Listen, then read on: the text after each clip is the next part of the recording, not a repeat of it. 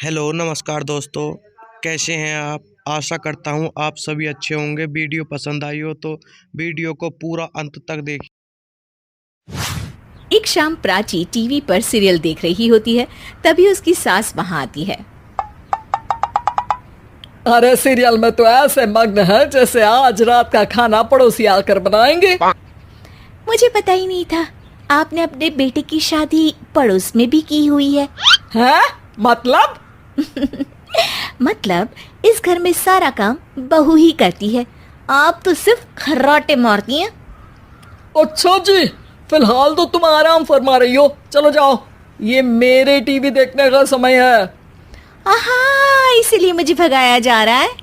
Sorry, अब तो बिल्कुल नहीं जाऊंगी। प्राची की इस बात पर दोनों सास बहू के बीच टीवी रिमोट के पीछे बच्चों जैसे छीना झपटी शुरू हो जाती है, जिसके बीच श्लोक भी काम से घर वापस आ जाता है।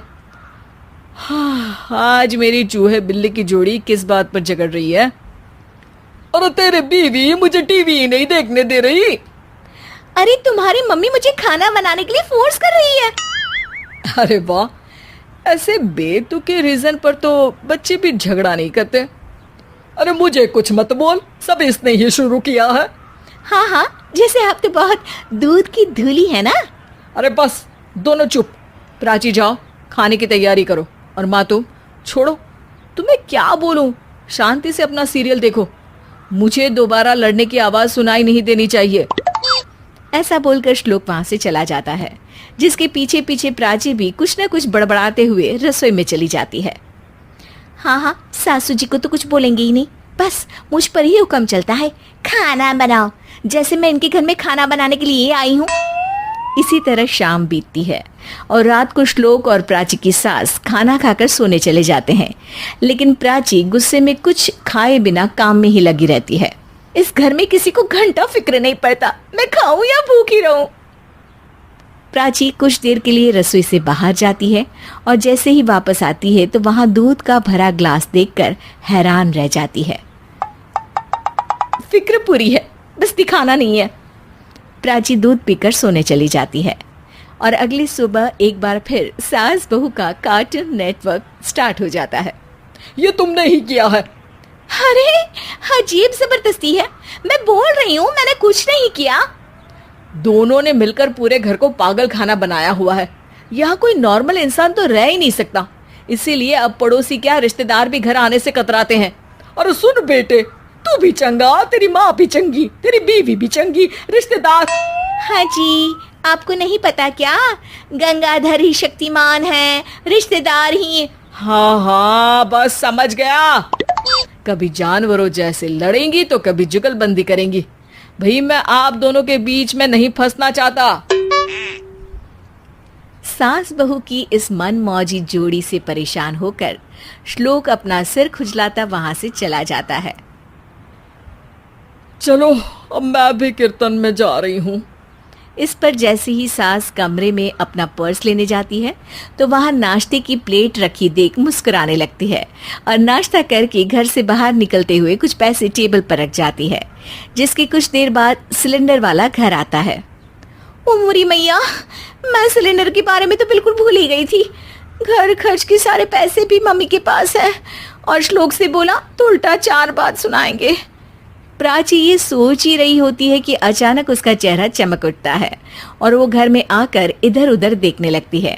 तभी उसकी नजर टेबल पर रखे पैसों पर पड़ती है, जिन्हें वो सिलेंडर वाले को दे देती है। ये सब श्लोक देख लेता है। अच्छा बेटे, इतना बड़ा घोटाला, सबके सामने मैं तेरी दुश्मन और पीठ पीछे तेरी मेरी यारी। इस पर श्लोक एक प्लान बनाता है और शाम को सब एक साथ बैठे होने पर बोलने लगता है।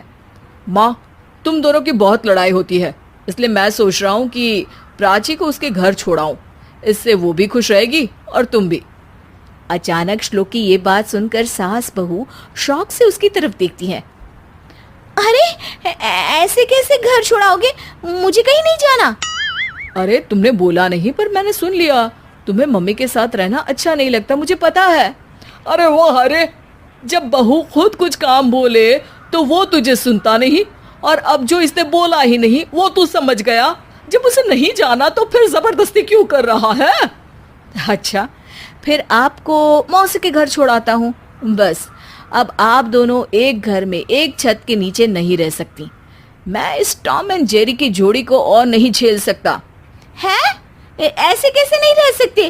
तुम्हें इतनी दिक्कत है तो तुम्हारा बोरिया बिस्तर पैक कर देती हूँ, लेकिन मम्मी जी कहीं नहीं जाएंगी। बिल्कुल यही सुनना था मुझे। अगर दोनों में इतना ही प्यार है फिर हर वक्त ये लड़ाई का नाटक क्यों करती हो? देखा मैंने कैसे माँ किचन में दूध रखती है और तुम उनके लिए कमरे में नाश्ता रखती हो, और कैसे वो पहले ही तुम्हारी दिक्कत समझकर घर में पैसे रखकर बाहर जाती है। अरे भाई, इतना ड्रामा तो डेली सोप में भी नहीं होता जितना तुम दोनों ने इस घर में फैलाया हुआ है। तू हमें टॉम एंड जेरी बोलता है ना, तो याद कर वो दोनों भी एक दूसरे को बाहर वालों की बुरी नजर से बचाने के लिए हमेशा सबके सामने लड़ते थे, लेकिन अकेले में दिक्कत के समय मदद भी तो करते थे।